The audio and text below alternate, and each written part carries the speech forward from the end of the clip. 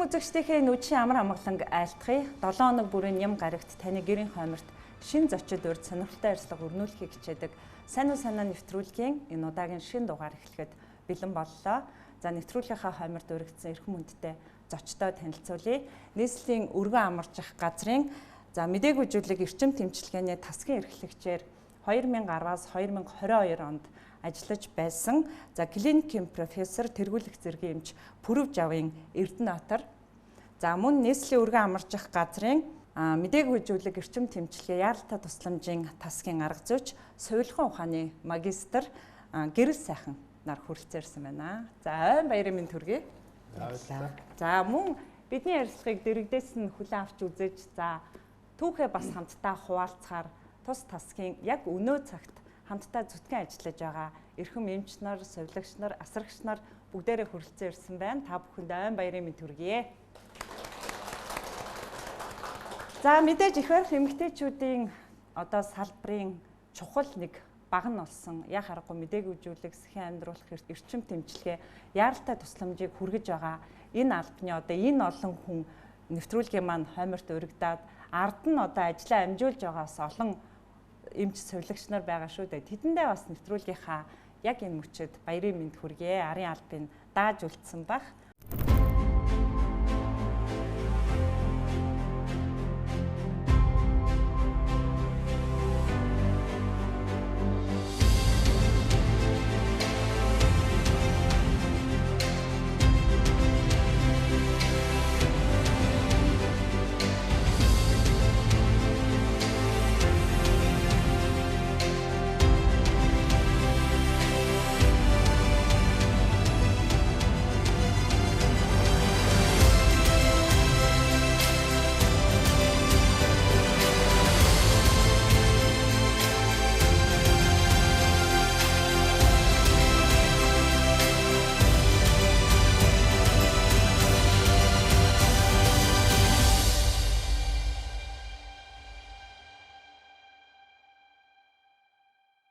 Өнөөдөр нэвтрүүлгийн маань хойморт цаг зав гарan хүрэлцээрсэн та хоёртоо баярлалаа.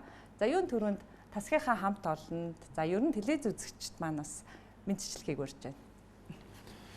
Юун түрүүнд биднийг урьж сайхан хамтд оролцуулсан Улаанбаатар телевиз хамт олонд сайн сайн нэвтрүүлгийн хамт олонд баярлалаа.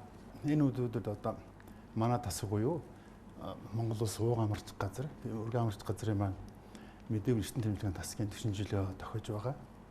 За тэгээд энэ сайхан ой мэндийг энэ тасгийн тулгын тавьсан ахмад эмчнэр, сувилагч нар, асрагч нар тэрийн удирдлагууд дараа түүжил яваа дараагийн дунд үеийнхэн болон энэ албаны маань өргөлөж яваа залуу үеийнхээ эмч, сувилагч тасгийн хамт олондоо энэ сайхан баярын мэндийг хүргэж байна. За гэрэл сайхан. За бүгдэнд нь энэ өдрийн мэндийг хүргэе. Юуны төрөнд их барих эмэгтэйчүүдийн салбарт мөдөг үзүүлэх эрчим тэмчилгээ гэж яг энэ албыг хөгжүүлэх эмчсүрийг тавьсан удирдлагууд яг тухайн үеийн тасгийг удирдахжсэн тасгийн эрхлэгч, тасгийн арга зүйч буюу бага эмч мөн тэнд яг анхтлан байгуулагдсан сувилагч асрагч бүх хүмүүст болон энэ ажиллаж байгаа тасгийнхаа хамт олон болон ирээдүйд ажиллах бүх эмч сувилагч нарт Монгол улсад их барих эмэгтэйчүүдийн салбарт мөдөг үзүүлэх эрчим тэмчилгээний алба үүсгэж хөгжсөний 40 жилийн мэндийг хүргье. За мэдээж түүхээ бичнэ гэдэг бол яг харахгүй толгойн чулууг нь тавилдсан хүмүүсээ дурсах тэдэндээ хүндэтгэл үзүүлэх. За өнөөдөр бид нар ямар хөгжилд хүрсэн бэ гэдгээ үнэлж дүгнэх, ирээдүйд бид ямар зорилго тавьж байгаа юм бэ гэдгээ төлөвлөдөг ийм чухал байдаг л да. Тэгэхээр та бүхэн энэ албаныхаа 40 жилийн ойг тохиолдуулаад нэг талаар баяр бах. За нөгөө талаар хөгжлөө дүгнж байгаах гэж бодож байна. Ойгоо өгтөж өөр нь ямар ажлууд хийгдэж байна? Эндээс яриагаа эхлэе. За бид энэ сайхан тохиолдуулаад жилийн өмнөөс бэлдэж ирсэн байгаа. Төлөвлөгөө гаргаад төлөвлөгөөний дагуу ажлууд явагдаж байна. Хамгийн нэгдүгээр бид нар бол түүхээ бичихэнд бол дурамж номоо хэвлүүлж байгаа. Дараа нь хоёрдугаарт нь улам телевизтэй хамтарч баримт кино хийсэн. За дараагийн ажил нь болохоор энэлгийн байгууллагын хооронд спортын 5 төрлөө арга хэмжээг хавар зохион байгуулалт амжилттай бол энд бол 20 гаруй байгууллага 100 гаруй тамирчид оролцсон. Сайхан тэмцээн болсон. За дараа нь бол өршөлтөд зориулаад бид нар цусаа биелийн аяныг өрнүүлж 100 гаруй донороос авлаггүй донор цус авч эмнэлэгтээ бэлтгэж өгсөн байгаа. Одоо тэгээд таашдаа одоо удахгүй бол шинжилгээний хурлаа хийн. Тэгээ баярын арга хэмжээ бас зохиол байгуулна. За эрдэм шинжилгээний хурлын тухайд яг харахгүй л одоо өнөөдрийн хөгжлөө дүгнэх юм том ажил баг та тий. Ер нь одоо өргөн амарч газрын одоо мэдээг үзүүлэх засгийн амьдруулах тасгал 40 жил болсон болохоос Монгол улсын ангаах ухааны салбарт бол одоо 60 жилийн түүхтэй юм билээ шүү дээ тий. Тэгэхээр эрдэм шинжилгээний хурлын маань онцлог юу вэ? Урилгаар илтгэл тавигдах тухай бас ярив.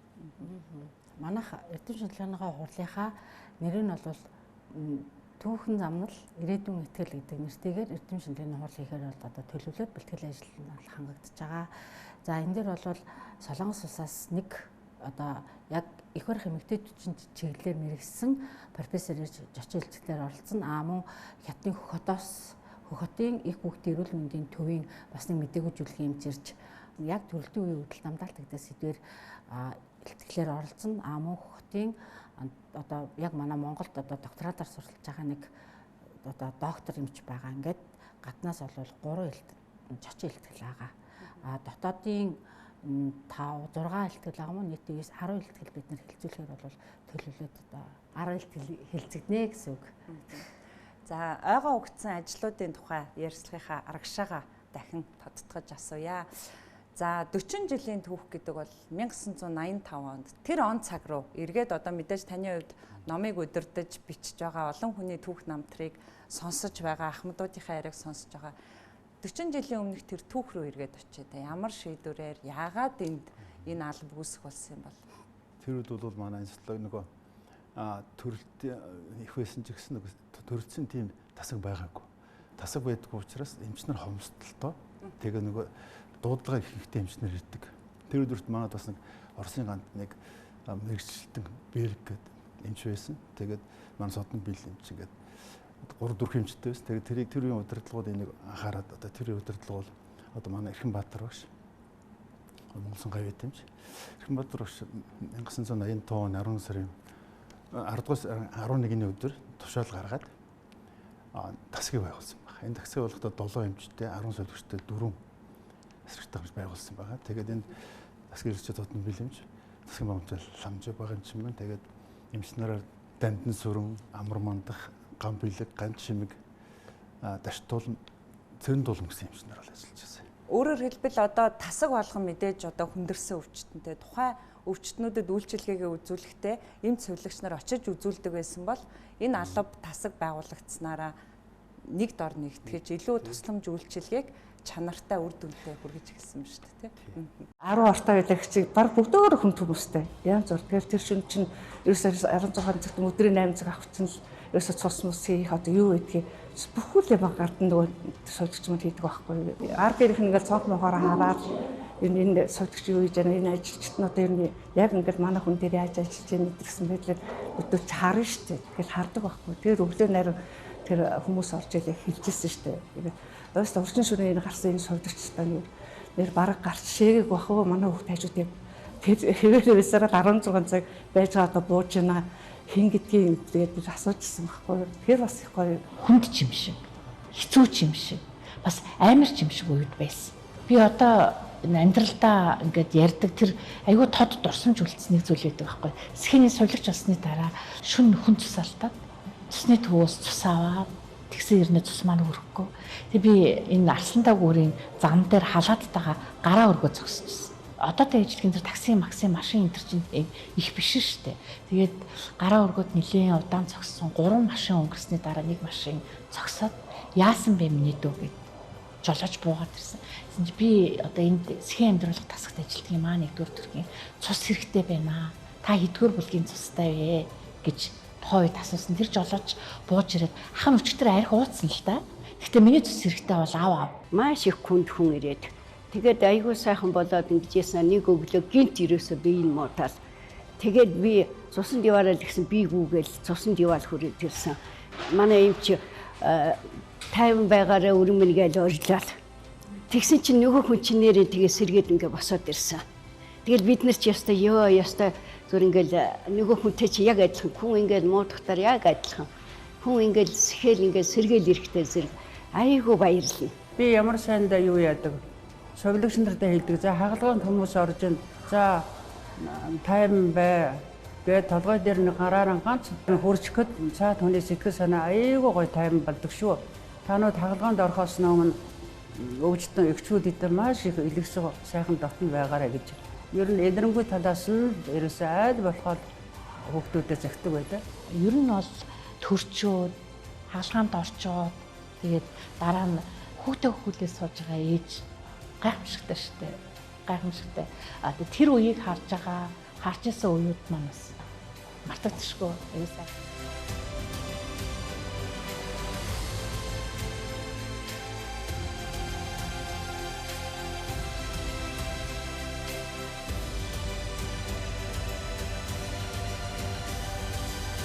Мэдээж байгаа хүүхдүүд бас олон ахмадуудаа одоо хүлээн авч ой номын дурсамж яриануудад бол бас сайхан дурсамжтай ярианууд. Таны хувьд одоо хамгийн сайн мэдих түүхээсээ хуваалцвал те. Энэ 40 жилийн хэдэн хувьд нь одоо та оролцоотой байна те. Би 2002 онд яг энэ үргэн амлах газрын мэдээгүй зүйлийг эрчим тэмдэгтний тасаг гэдэг босгоор халахад одоо яг энэ жил 23 дахь жилдээ гэхээр би энэ тасгийн баг 17 жилийнхэн түүхийг бүтээлцэд явж байна. Өмнөх үеийнхээ ахмадуудын дурсамж ярианаас уншиж байгаа, тэдний ярианаас сонсож байхад бол зарим нь бол одоо миний мэдэхгүй юмнууд айгүйх байгаа, бас төсөөлөгдөг юмнууд ч хүртэл гарч ирж байгаа. За жишээлбэл ингээд шилэн шприц гэж ярьж байгаа. Ариутгаад дахин давтан хэрэгэлдэг байсан.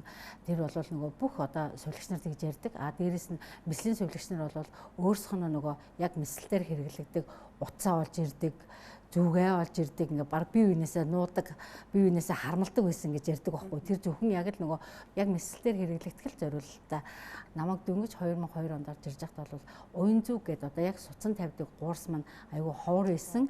Тэгээ тэрийг бол одоо бас л их нандинд их хайрладаг бүр яг л хэрэгтэй хүн дээр хэрэглэнэ гэж тийм бүр яг ингээл одоо тус алдсан ч юм бааш чухал хүн дээр хэрэглэнэ гэж энэ хэрэглэхгүй болох уу гэж ингэжээс үйч хүртэл байдаг. Тэгээд заримдаа бол яг тэрийгэ тавьсандаа өста чадцсан байна штэ.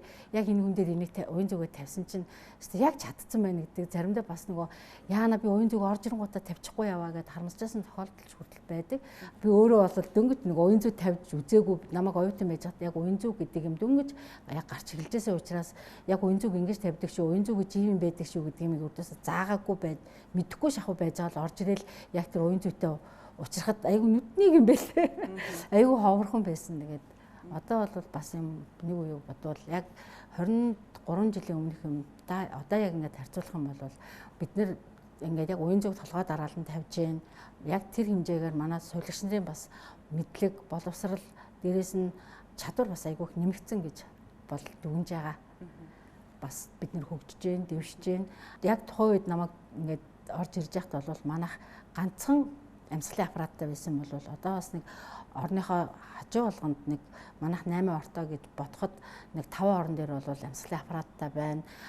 Бид нэр даралтаа гараараа үздэг байсан бол одоо яг хяналтын ингээ бүрэн автоматсан хяналтын монитороор бас хянж гэн.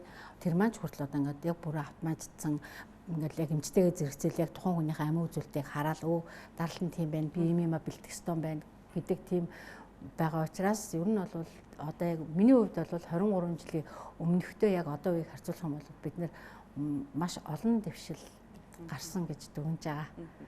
Тэгээ энэ бол түүх юм л да. Одоо ариутгаж хэрэгэлдэг шприцийг хэрэгэлдэг үеийн сүүлийнх нь л да. Одоо миний хувьд бол тий.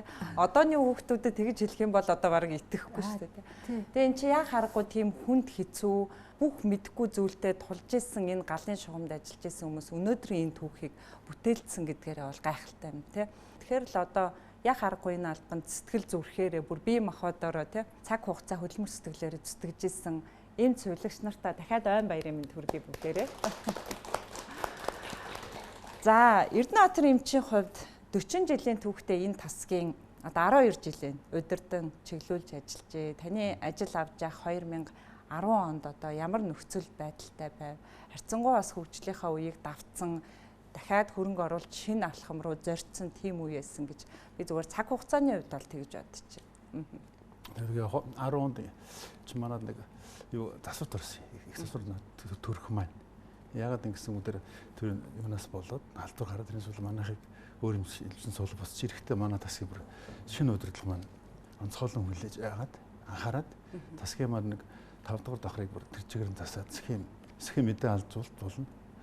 Мэсэлсэн тастай нэгтгээд ийм том тасаг болгосон. Тэр үед яг гэж нэг төрөлд нэмэгдсэн. Надад ажилд орж байхад 2000 он ихэр бол 4000 гаруй төрдөг гэсэн бол тэр үед 15 16 мянган он төрөв.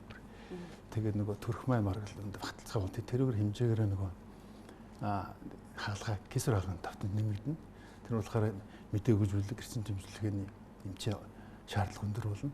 Тэгээд надад орж байгаа 6 эмч байсан бол миний үед ажиллаж байхад асарж болж байгаа үед 14-15 эмчтэй 20-30-аас явуулагчтай нийлээ 56 оны хүртэл ийм том тасаг болсон. Тэгсэн ернээ бас хариуцах албанд бүр өргөцсөн. Бүр өргөцсөн тийм. Мэсаслийнхаа хэсэг авдаг гэсэн. Хуучин мэсасл бол нөгөө нэг төрөх тасагтай байждаг. Тэр арай хаалганд орохоор тэдний дууддаг гэсэн бол бидний тасаг бол зохион байгуулалтанд ороод маш өөр болсон. Тэгээд дээр нөгөө том төхөөрөмжийн хувьд маш өргөжөөд дээр нэмэгтэйчүүд хаалга бас нэлээд өргөцсөн. Яг л нөгөө дурангийн мэсасл нэвтрээд хойд нэмэгтэйчүүд рүү бол тусад фабрилдэж явуулдаг болсон. Зарим нэг Францд бэлдээд ингээд сургаад. Тийм учраас тасгийг өргөжүүлэх шаардлага гараад тэгээд тэр үед юу тийм удирдлагын ажил тохиолдож байсан. Энэ үеэс бол манай тас нэлээд өргөж дэвшил төрсөн гэж боддог. Ямар арга барилыг нэвтрүүлэхийг хичээв таны хувьд одоо? Танаар овоглох 12 жил байж шүү дээ тий. Тэр үед бид нар бол гадаад харилцаа хөгжсөн. Тэр нэг Францын эмчнэр, Австралийн эмч одоо 50 эмчнэрийг урьж ажиллаад хамтран ажилтдаг байсны югаараа шинэ тань технологи нэвтрүүлжсэн. Тэрний хамгийн анхд бид нар анхдах юм бол Монгол улсад нэг ихийн төрөлтийг өвдөлт намдаалтыг харахыг Монгол анх нэвтрүүлсэн юм. Тэргээ бахарч явдаг. Тэнд бол Швейцарын эмч Хелен болон Лендернаар Монгол дээр биднес төр цоошин зүүнний технологи нэвтрүүлжсэн. Тэр үед бол хуучин бол манайш нэг ариутгадаг тийм үедэл байсан юм чинь. Тэд нар нэг удаагийн нусны зүү гэдэг юм оруулж. Тэрүүгээр нь бид нар одоо бүх көсөр хаалгын мэдээ хүжүүл эмгтээш хаалгаа хийдэг гэсэн. Дээр нөгөө төрж байгаа инженер бүтэлтгүү төрүүлэх аргыг нэвтрүүлээд тасга заалт бий. Хамгийн гол зал мэдээж ээж өөрөө хүсвэл дээр нь бас нэм тусгай юунууд бас бий нөхцлүүд бий. Одоо анхны төрөгч байд юм уу те эсвэл ийм даралттай явж байд юм уу те. Даралт нэгтээд байгаа хүнийг бол намдаач хөрвдөлтөнд багсахаар даралт буучдаг. Ийм хоёр тохиолдол хийж болдог. Ерөнхийдөө бол их хүсвэл бол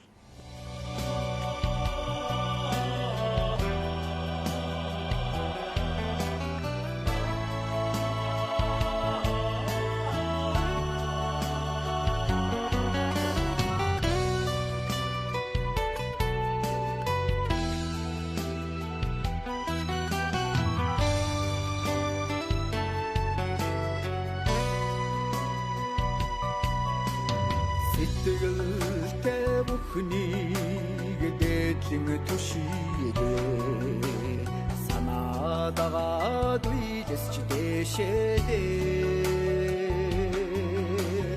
огаранэлдэх мөн тавьдан Мэдээж 40 жилийн түүхийг ингээд он дарааллаар ингээд бодоход нэвтрүүлсэн маш олон ажлууд байгаа хэл та. Тэрнээсээ бас томоохныг онцолж дурдах юм бол одоо мэдээж ном дээр ажиллахад бүгдийг он дараалал гаргаж байгаа бах тий. Хамгийн онцолж хэлэх асуудал гэх юм бол 1994-өөс 5 онд яг ерөнхий уун тулгнаас одоо эвтрал бүтээгүйжүүлэг буюу яг нөгөө нурууны энгийн хэлээр ярих юм бол хэсгийн мэдээ алдуулалт гэдэг юм бол анх нэвтэрсэн нусны гадны хөндийн мэдээгүйжүүлэг гэдэг бол яг энэ нөгөө одоо ардын эмчил хавжиг багшийн удирдлагын доор яг манай төрхтөр анх нэвтрүүлсэн гэж бол түүхэн тэмдэглэгдсэн байлаа. Тэрнээс хойш 2000 онд одоо яг энэ Эрдэнэтер энэ чи ярьж байгаагаар тэр нугасны хөндийн мэдээгүйжүүлэг буюу одоо яг тэр нөгөө нэг төрөлтийн үеийн мэдээ өвдөл намдаалт яг одоо бидний өргөн хэрэглэгдэж байгаа тэр кесар мэсэл дээр мэдээ алдуулж байгаа энэ мэдээгүйжүүлэг маань яг нэвтэрсэн. Энийг бол бас яг онцлож хэлэхэд яг манай энэ төрхтөр бол нэвтрэгдсэн гэж бол хэлдэг. Түрүү ярианд дурдлаа штэ 80-аад оны дундуур яг энэ алба одоо үндэс суурин тавигдчих цаг үед төрөлт их байсан гэдэг чинь тий. Тэгэхээр 60 70 80-аад онд бол нөгөө айл болгон одоо бараг л 5-аас дээш хүүхэдтэй тий. Тийм одоо өнөр гэр бүл байдаг байлаа. Одоо хүн ам маань эрчимтэй өсчихлаа. Тэгээ 2000 оны үеэс дахиад төрөлт одоо дахиж нэмэгдсэн гэдэг маань яг л яхаарахгүй нөгөө 60 70 80-аад онд одоо өнөр гэр бүлд байсан хүмүүс нөхөн үрчхүн насандаа ирээл ингээд төрж байгаа.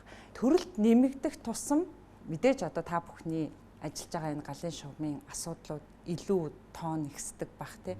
Нөгөө аливаа зүйл чинь их байх тусмаа асуудал тулгарх тусмаа тэрийг авах арга хэмжээ маань сайжирч байгаа учраас энэ одоо цикл маань өөрөө энэ салбарыг бас хөгжүүлсэн баг тийм үү тэгж үнэлдэг баг.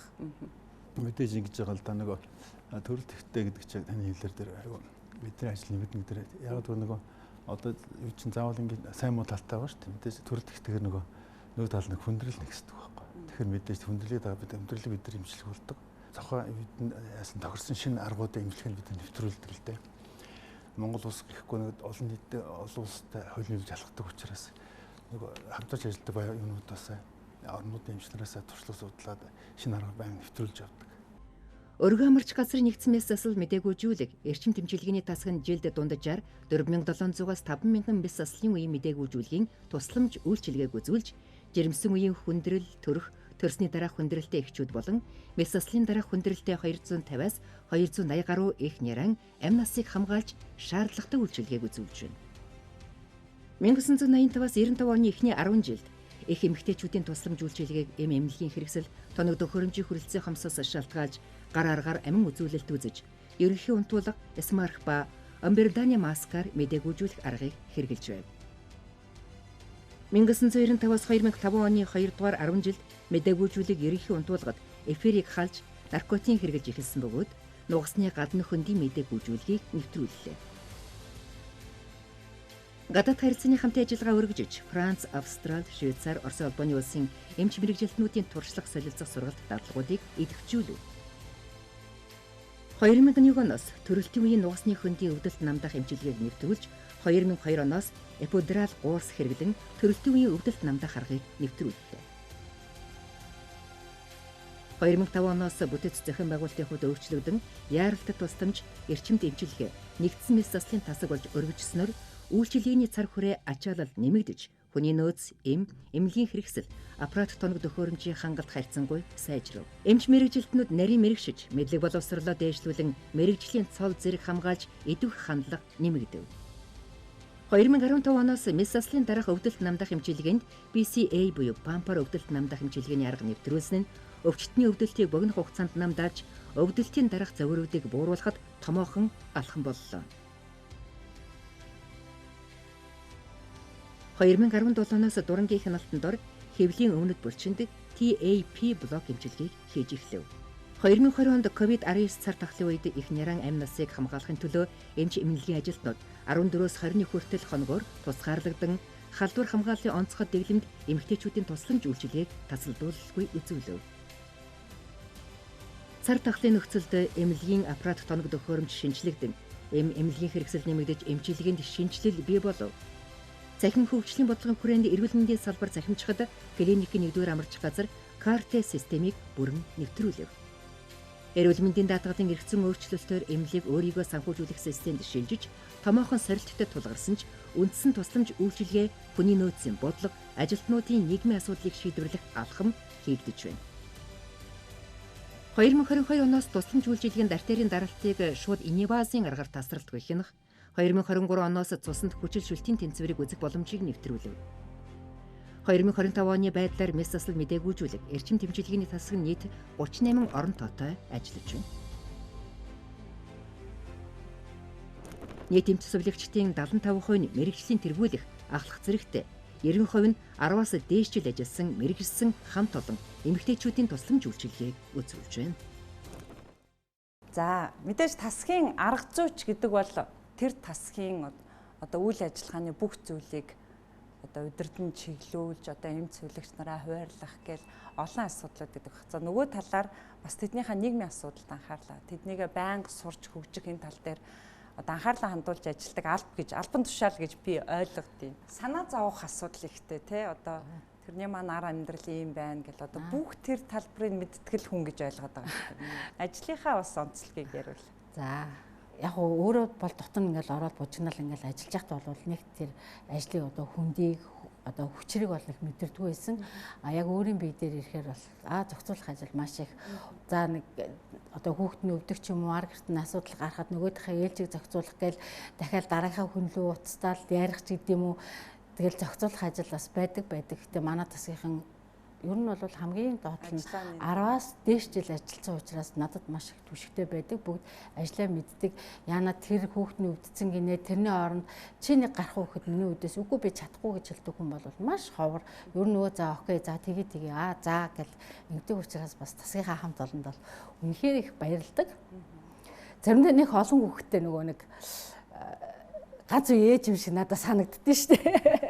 Өө яг амьдрал дээр бол өөрөө өөрөө бол нөгөө яг амьдрал дээр бол хоёр л хүүхэдтэй. Тэгээд яг өөрийнхөө нөгөө хувийн амьдралд бол хоёр хүүхэдтэй ингээл нэг гэр бүлдээ нэг тийм цаг зарцуулаад алуу чи яаж ин чи ингэж нүг гэх нь айгу баг гэрнэ. Яг ингээл төрхтөр орж ирэл яг энэ тастаа ороод ирэхээр яана тэр нь тэгсэн болов тэр орой ирэх болов өчтөр тэгээ буусандаа гэл ингээд айгу бодогддог. Тэгээд хүн удирдах ажиллана гэдэг бол бас нэлээ ухаан зарцуулдаг юм байна гэж бодож байгаа. Ер нь бол сулигч хийж байгаагаасаа илүү бас байх ёстой байна гэж бодоод тэгээд өөрөө яг энэ сулих ухааны магистрт 2 жил суралцаад тэгээд энэ өнгөрсөн хавар бүрээс зорин энэ тасгийнхаа 40 жилийн ойг ухтаад түүчээ нь олъё. Дээрэс нь манай сувлагч нар бас ингээд цаашаа эрдмийн цол зэрэг хамгаалаасаа гэж бодож маш их хичээжээж энэ магистрыг бол хамгаалсан. Бидний мэргэжил бол зөвхөн хүнд үйлчлээ тариа хийх яг өнөөдрийн нэгээр бол хязгаарлагдахгүй. Бид нар бас нөгөө нотлохоон суурилсан байх ёстой. Тийм учраас судалгааны ажил хийх хэрэгтэй.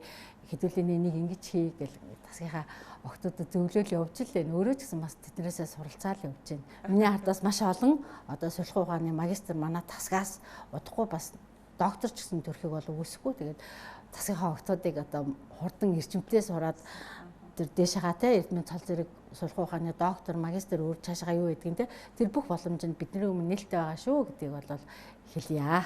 Бидний яг ярилцж байгаа энэ цаг мөч маань танаа албаны 40 жилийн за одоо бүр томоор нь ярих юм бол дэлхийн мдэггүй зүйлгийн өдөр тохиож байгаа юм билээ. Тэгэхээр яг мдэггүй зүйлэг гэдэг тал руугаа төвлөрж ярих гэж бодож байна. Тэгээд надаа ингээд ангаахын салбарт ажиллаж байгаа эмчнэр энэрэнгүй тэр дундаа мдэггүй зүйлгийн талбарт ажиллаж байгаа эмчнэр одоо бүр энэрэнгүй юм шиг санагддаг юм л да. Яа тэгвэл өвчнөдөө шаналсан тэрийг ангаах гэж одоо эмчнэрийнхаа тусалцааг авч байгаа хүн өвдөлтгүйгээр тэр үйлчилгээг авчна гэдэг чинь өөрөө их энэрэнгүй үйл яваад байгаа байхгүй. Яг энэ талаас нь бас мөн чанар, үн цэнийг тодтогч хэлвэл. За гэдэг мдэггүй зүйлэхээр хүмүүс бол нэг одоо энгийн хүмүүс бол одоо хаалганд орж хаалганы эмчээр яах вэ? Мдэггүй зүйл бол дараа нь байдаг. Ойлголт нь хүн дундаа бага байт юм шиг. Тэгээд яг үнэн чанартай бол хамгийн их хүнд хэрэгтэй юм бол мэдээж мдэггүй зүйл юм чи. Ягаад гэвэл нөгөө өвчин байгаа юм чи өвдөлт байна. Тэр өвдөлтийг бид нэр аюулгүй болгож өгнө. Хоёрдугаар тэр аюулгүй хагалгаа орох төрүүлэх явц юм бид нар хангаж өгдөг. Дээр нь бид нар нөгөө мэдүүлэх гадна эрчим тэмдэг яалтад болсон бүх юм ингэж хариуцж явдаг нэг том салбар учраас мэдээ энэ насын дандаа тусалдах юм цуцын сэлбэж өгнө. Энэ утгаар маш тийм нэг чимээг ардаа байдаг. Чимээг нэг хоронтын дайшд гэдэг хүмүүс байна. Тэгэхээр таны хэлдэр дээр өвдөлтгүүд бол маш хамгийн зоож өвдөлт л байгаа шүү дээ. Өвдөлтийг илэршүүлэх хамгийн сайхан. Хамгийн сүүлд нь бол хүмүүс ярахаар дэгдэг шүү дээ. Мдэггүй зүйлийн юм чи мэдээ алдчихаа сайхан боллоо гэдэг байхгүй тийм.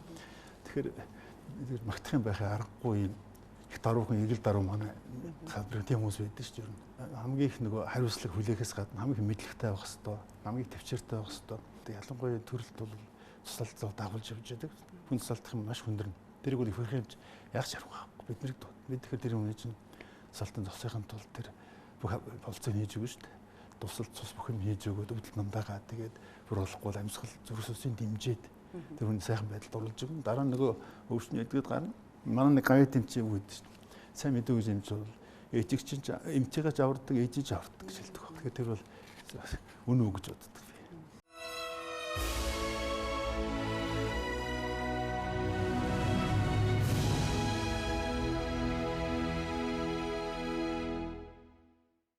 За өнөөдөр нэвтрүүлгийн маань одоо хамт түүхээ хуваалцаж ярилцж байгаа эрхэм тасгийнхнаа бас ярилцлаганда урьж ярилцмаар байна. 40 жилийн түүхийг бичиж байгаа хамт олноо удирдах байгаа тасгийн 3 дахь эрхлэгч те. Өнөр баяр эмчигээ урьж байна. Баярын мэнд төргий танд. За та бүхэндээ энэ сайхан нэвтрүүлэгт урьж оролцуулсанд бид хүн баяртай байна. Тэгээд тасгийн түүхэнд 40 жилийн баярын мэндийг хамт олондоо хүргье. За тэгээд манай энэ тасгийн хамт олонны өдий болтол болоход хамгийн их тусцаа үзүүлж байгаа бол байгууллагын удирдлага, За их барих болон эмэгтэйчүүдийн эмчнэр бол одоо баг болж дээрээс энэ нэрэ за инженер техникийн лаборатори байж иж одоо өдий зэргийн одоо түүхэн одоо тасгийг байгуулж байгаамаа. Тэгэхэд тэдгээр хүмүүсийнхээ гавья сэтгэлийг бид өдөхөн багтах учиртай юм аа. Би Дорноговын Ангаа ухааны коллежийн 4-р курс байхдаа мухруулгой одоо өвчнөрийн өвдөж онцлогдоод Дорноговын нэгдсэн эмнэлэгт одоо алган хагалгаанд орж илаа. За тэр үед бол одоо мэдээгүй зүйлгийн эмч байхгүй. Местний гэдэг хагалгаанд ороод маш их өвдөлтийг мэдэрч ирсэн. Тэгээд тухайн үед одоо манай төрсөн эгч маань Дорноговын нэгдсэн эмнэлгийн мэдээгүй зүйлгийн сувилагч хийдэг. Тэгээ би ихчтэй одоо юу яая? Би өвчин намдаад эмч болъё. Одоо энэ мэрэгжлийг эзэмшихийн тулд яах вэ гэд хичээсээ асуугаад тэгээ одоо манай энэ клиникийн 1-р амарчхад 2001 оноос хойш ажиллаж исэн Батболд гээд манай Дорноговын нэгдсэн эмнэлгийн тухайн үед одоо нэгдсэн эмнэлгийн мэдээгүй зүйлгийн эмчтэй би одоо хадаг барьж очиж одоо өвдөлт намдаадаг одоо эмч болмоор байна. Та намайг шаваа болгож аваач гэгээд анх одоо оюутан байхдаа очиж шав болж орж ийлаа. Тэгээд тухайн үед бол аймгийн одоо түргэн тусламжууд бол яаралтай үед дандаа эмчтрээ гэрээс нь очиж авдаг. Тэр үед би одоо оюутан байхдаа хамт одоо дуудлагын машинтай бол анхны одоо мишоко барьж одоо тухайн нэгдсэн эмнэлгийн төрөх эмэгтэйчүүдийн тасганд тусдаа 50 ортой тийм эмнэлэг байсан. Тэрний 2 давхарт одоо мэдээгүй зүйлгийн анх одоо мишокт 1 2 3 4 5 гэж натгадаг байл. Анх тэгж одоо өвдөлт намдаах эмчийг эзэмших юм мэрэгчлээ сонгоод одоо улсын 1-р төв эмнэлгийн мэдээгүй зүйлийг эрчим дэмжлэгийг явуулах курст анх ирж илаа. За түүнээс хойш бол одоо энэ л тасгтайгаа хамт явж 21 22 оноос бол энэ тасгийн эрхлэгчээр одоо 3 дахь тасгийн эрхлэгчээр бол ажиллаж байна. Тэгэхэд сайхан хамт олонтойгоо хамт байгаад маш их баярлалдаг. За одоо хамт ажиллаж байгаа энэ арга зүйч гэрлээ битээр бол одоо дараагийн үеийг одоо бэлдэнэ гэдэг шиг дараагийнхаа одоо хамт олонтой энэ хамт олноо цаашдаа авч явж дараагийнхаа хүмүүстэй ингэ ажиллаж байгаа туйлын баяртай байна. За баярлалаа. Мэслийн сувилагч. Биднээс бол нэг хамт олон баг болж ордог. Манай ансайхан сайн өвчин намдаалт хийгээд хүнээ сайхан амраацсан бол биднээс мэс засал хийхэд бол ямар ч асуудал байдгүй. За тэгээд жоохон мэдээ зүйлгэн жоохон муутай байл одоо нөгөө хүнээ маань гидсэн төнхөл зайл байна. Бас айгүй хэцүү байдаг. Тэгээ манай ансайхны хийсэн юугаар л биднээс мэслийнхэн бол бүх ажлаа хийж амжуулдаг. Тийм болохоор биднээс чи баг хамт олон гээд би 2000 онд л өргөн амарчхад орж ирсэн. Тэгээ сая 24 онд одоо юу нэ гавьяаныхаа амралтанд амарчаад тэгээ одоо бас буцаж хамт олондоо орж ирсэн ажиллаж байгаа их баяртай байна. За баярлалаа танд баярын минь хүргэе. Эрдэм шинжилгээний хурлаас мэдээж бас үн цэнтэй дүгнэлтүүд, үнэлгээнүүд гарах бах тийм үү. Одоо шинэ арга барилыг нэвтрүүлэхэд за мөн мэдээж хөрөнгө оруулалт хэрэгтэй, шаардлагатай. Ер нь ирээдүгээ ер нь танаа хамт олон яаж тодорхойлж ойрын 5 жилдээ ч гэдэг юм уу те. Олон улсын жишээ төрсэн яг төрөлцсөн мэдээлгүйжүүлэг эрчим дэмжлэгийн тусламж үзүүлэх яг тийм зорилт бол тавьж байгаа. Яг эмчилгээ буюу сувилгааныхаа чиглэлээр дээрэс нь ер нь бол бүх одоо мэрэгчлэлтүүнгүүдээ бүгднийг мэрэгшүүлсэн эмчинч төр сувилагчинч төр яг мэдээлгүйжүүлэг эрчим дэмжлэгээрээ мэрэгсэн дээрэс нь бүгд одоо мэрэгжлийн зэрэгтэй тийм байдлахыг л одоо хүсэж байна. Тэгээд мөн нөгөө онл практикийг хослуулсан яг нотлохоон суурилсан тийм судалгааны ажил хийдэг бүгдээрээ тийм тодорхой хэмжээний нөгөө судлаач нар байгаасаа бас нөгөө яг судалгааныхаа ажлынхаа үр дүн гүйцэтгэх практикт нэвтрүүлсэн тийм юм одоо хийхийг л зорилгоо болгож ажиллаж байна. 40 жилд хэмжээд том хамтан учраас одоо дараагийн 10 жилийнхаа төлөв бид нар бас ярилцж байгаа. Мэдээж дараагийн 10 жил мэдээж гэрэлтэй хийгээтэй байна. Шинэ одоо удирдлагууд хүртэл биднийг дэмжиж шинэ засвартай шинэ байранд нээж оруулсан байгаа. Тонд хэмжээ маш их хангаж өгж байгаа. Тийм учраас бидний дараагийн 10 жил гэрэл хийгээтэй байна гэж бодож байна.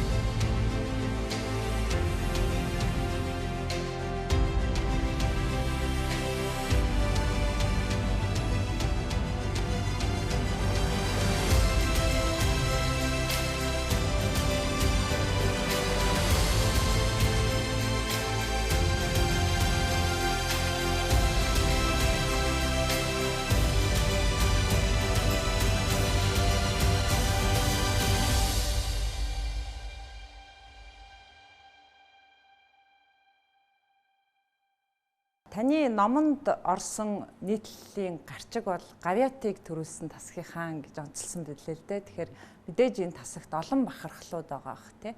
Тэднээс дурдаад бас баярын мэндчилгээг дахин дэвшүүлээд ярьцлага өндөрлөё. Энэ тасгийн төгөл Содон гэдэг эмчтэй залшгүй холбоотой. Энэ бол одоо биднийг аав шиг л юм л. Мундаг өөрөө бол их барихын эмч байж байгаад мэдээгүй эмч болсон байгаа. Тэгээд өөрөө тэр анх тасгийг өөрөө яг байгуулсан. Тэр үед байгуулахад бол ерөөсөө тийм юу байгаагүй. Төсөв мөнгө байгаагүй. Одоо өөр тасгуудаас хэдэн орд авчирал тавиал, хөмбөж тавиал тэгээ нэг наркоз авчир тавиал ингээд хэдүүн аваад ингээд хийцэл юу байхгүй. Анх тэгжил анх үүссэн байна. Тэгээ өдий зөрхтэй болсон Содон эмчрэл маш их зүйл хийсэн тасгаа хамт олон болгосон хүчнээ залуу халаагаа бэлдсэн. Одоо бидний хүртэл одоо анх ирж явах чинь бид нар санал тавиал одоо энэ хөдөө оронд ажиллаж байсан дандаа юм туршлагатай юм авна гэдэг одоо. Яг манай тасаг юм тэгж сонгож авч байгааг бол их юуны их хөрхийн одоо эмэгтэйчүүдийн чиглэл мэдүүл эсэм тасаг бол салбар бол маш онцгой салбар. Яг бол дандаа нөгөө төрсөн ээж их хоёртой холбоотой байдаг учраас тийм хариуцлагатай ажиллах учраас маш тийм болсон хүчнүүд маш сайн бэлтгэсэн байх хэрэгтэй. Энэ утгаараа энэ гавийг бол дуртахгүй харахгүй. Энэ утгаараа бид юухан нэрийг гавьд төрөл самт олон гэж байна. Тэгээд дараа нь манай дараагийн гавьд төрсөн байгаа. Содон бэлэмчийн шавь юм одоо амар мандах юм чимээр байна. Эхлэнсийн төвийг одоо анх 88 онд байгуулагдаад анх очиод тийм тасгирлсэн одоо хийж яагаад одоо зөвлөх хэмжээний хийж байгаа юм байна. Дараагийн маа тамжилсан Отгонбаяр гэж залуу бас гавьд хэмж болсон байгаа. Тэр Ус аймагт яваад хэлж Ус аймагт яваад тэнц гавьд хэмж болсон. Тэгээ манай чимгийн хэмж маань өөр салбар очингуудаа бас гавьд хэмж болсон. Манайхын дөрвөн гавьдтай л энэ тасаг байна. Ирээдүйд олон гавьд төрөх байх тийм. Олон гавьд төрөн тодорхой хаа.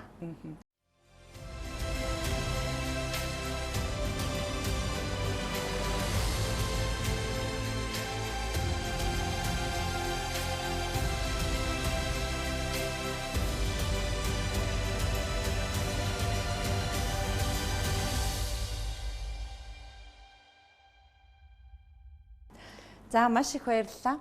100 орчим жилийн түүхтэй Монголын одоо эмэгтэйчүүд их барих салбар дотор бас салшгүй нэг чухал алба болсон мэдээгүйжүүлэг эрчим тэмчилгээ за яаралтай тусламжийн тасгийн хамт олон өнөөдөр ингээд 40 жилийн түүхээ бичиж байна. Энэ түүхийг хуваалцаж өнөөдөр нэвтрүүлгийн маань хамарт урагдсан та хоёртоо баярлалаа. Тэгээд хамт олонд нь баярын мэнд хүргээд за зочддоо нэвтрүүлгийнхаа нэрийн бэлгийг ирж байна. Сайн уу сайнаа нэртэй үзэг тэмдэглэлийн дэвтэр ажлын амжилт хүсье. За.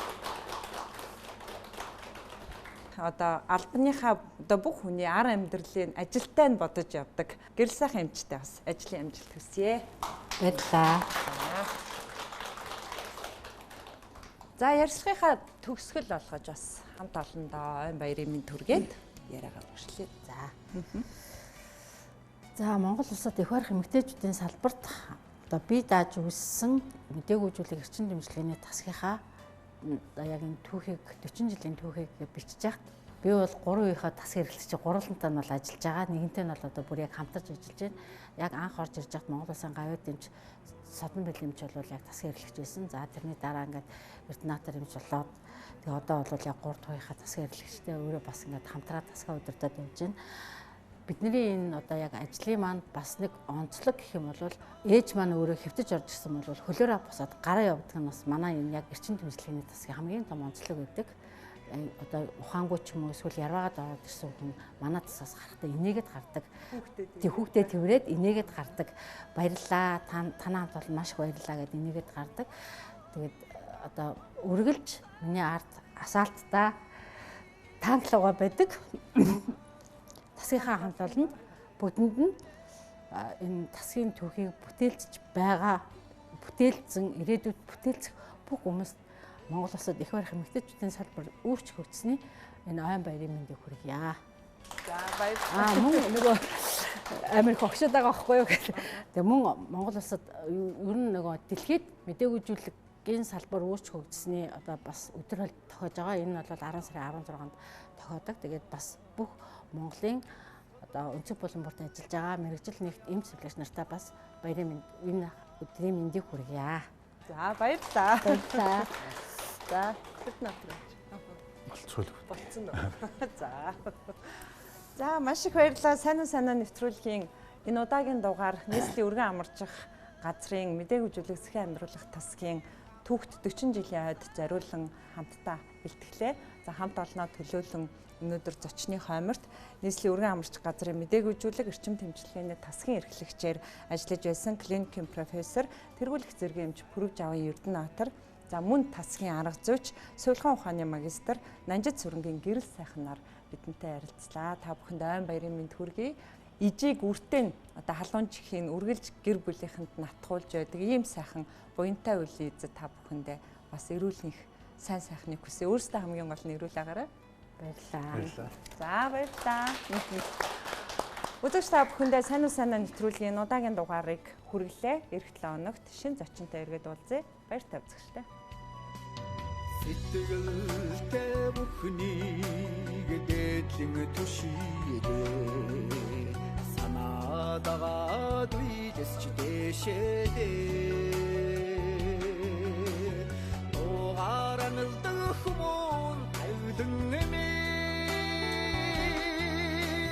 дүүрэн жаргадын химрөлөө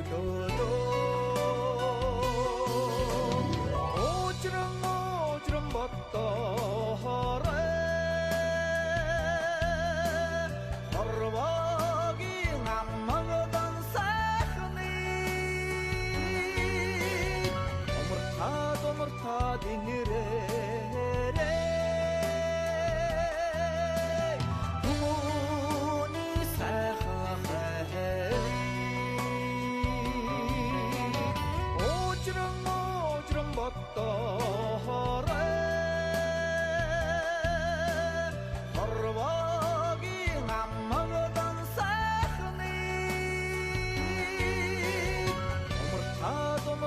dinire